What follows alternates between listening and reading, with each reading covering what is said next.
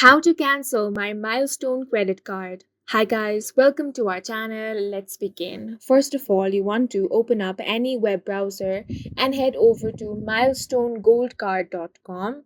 Once you're here, you want to log into your account. For that, click on My Account. Now, on this next page, you want to log into your account by entering your username. Then enter your password and click on the Login option. Once you have been logged in, before you cancel a credit card, you want to pay off your balance. It's best to pay off your balance before canceling your card to avoid interest charges and penalty to your credit score.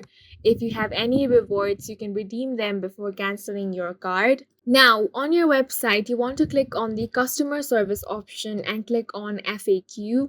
Here, you will have the customer service details. You can cancel your Milestone credit card over the phone. You can dial the number which is available Monday to Friday. When you're on the call with the customer service, the 16-digit card number is required for any cancellation request. So make sure you have it within reach when you call or quote it in your written cancellation request. It is better to cancel your Milestone credit card after you have paid the balance in full.